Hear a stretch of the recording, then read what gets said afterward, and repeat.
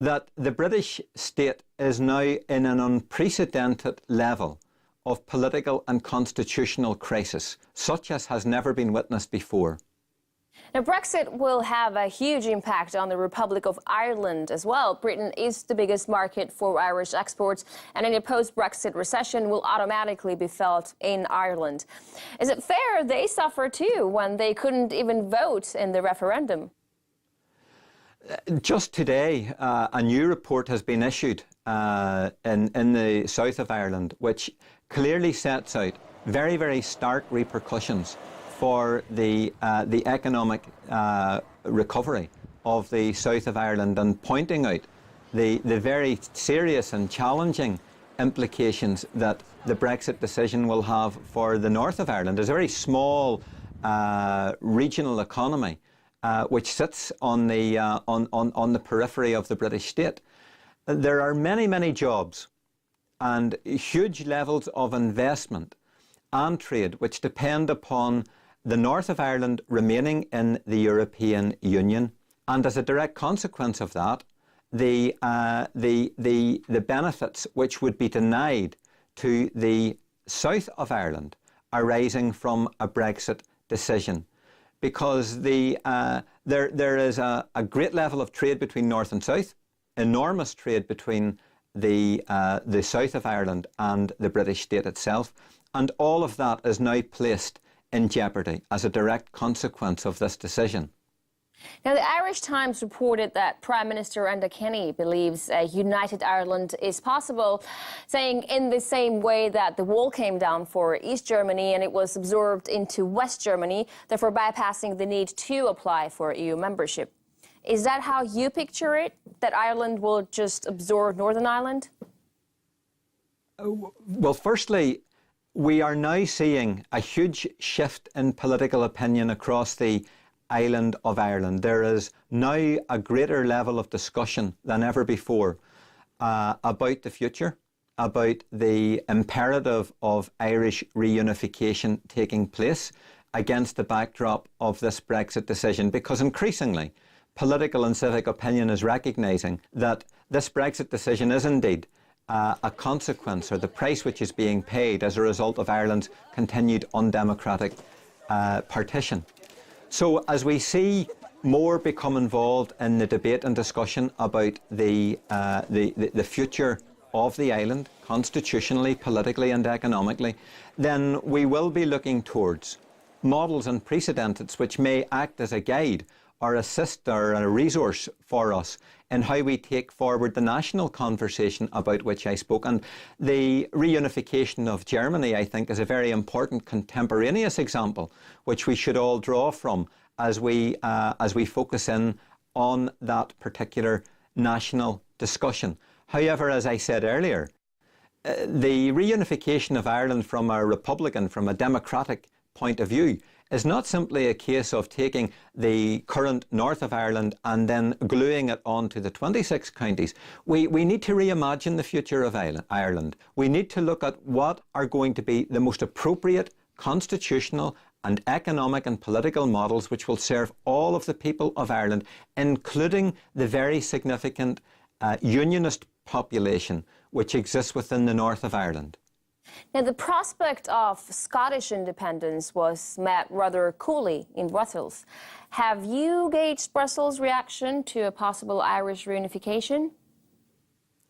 I think you'll find in the European Union and across the board internationally that there is goodwill for the reunification of Ireland. I mean, it is a very reasonable and a very democratic option which has been consistently and historically denied the Irish people.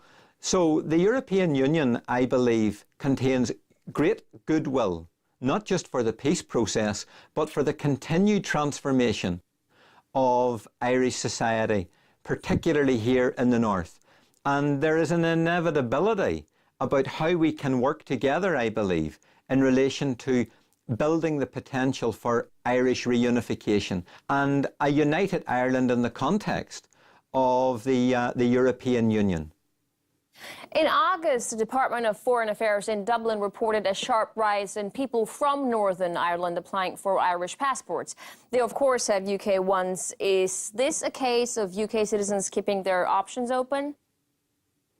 It certainly reflects the fundamental re-evaluation that I spoke about earlier in this interview, where many citizens are looking at the uncertainties that are now being unleashed arising from this Brexit decision, and recognising that Irish citizenship is a much safer and a much more logical position to adopt in the context of our fast-changing international environment.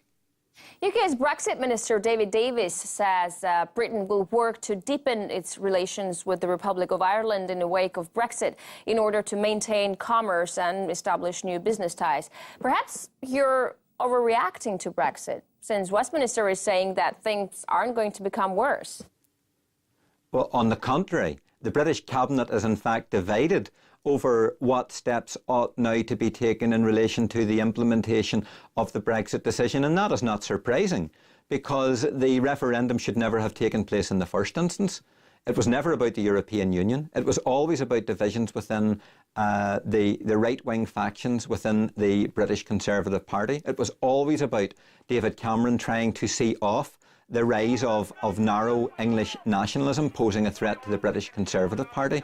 These were the dynamics that were at play and which led directly to the Brexit referendum. And as a consequence of the way that debate was staged within the British state, which increasingly became one about immigration, allowed for all sorts of xenophobic influences to be brought to bear.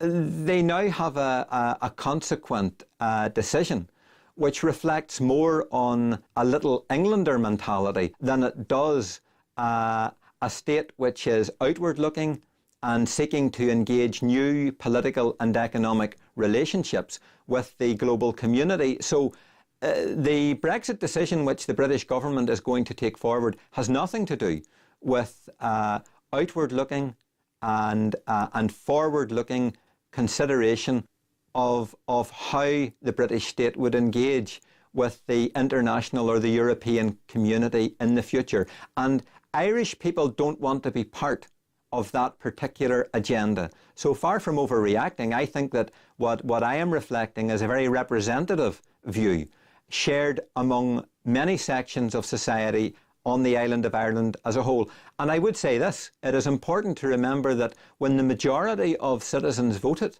in favour of remaining here in the north of Ireland, that included Republicans, nationalists, and it also importantly included citizens of a unionist perspective who recognised that our place would be much better served by remaining within the European Union, and who did not want to be led by the nose out of the European Union by a little Englander conservative perspective. Now, obviously, you're not the only part of the UK that supports staying in the EU, Scots as well. And Scotland has already launched a second independence campaign. Will the UK survive Brexit, in your opinion? I believe that the British state is now in an irreversible constitutional and political crisis. And I'm not in a position to gainsay what will happen in Scotland. But if indeed a new Scottish referendum is invoked, and if the people of Scotland vote to leave the British state, that will have huge repercussions for the viability and the current makeup of the British state as we know it. Thank you very much, Mr. Kearney. We were talking to Declan Kearney, member of the Northern Ireland Assembly, national chairman of Sinn Féin, about the possibility of Northern Ireland leaving the UK and uniting with the Republic of Ireland following UK's Brexit vote. That's it for this edition of Sophie & Co. I'll see you next time.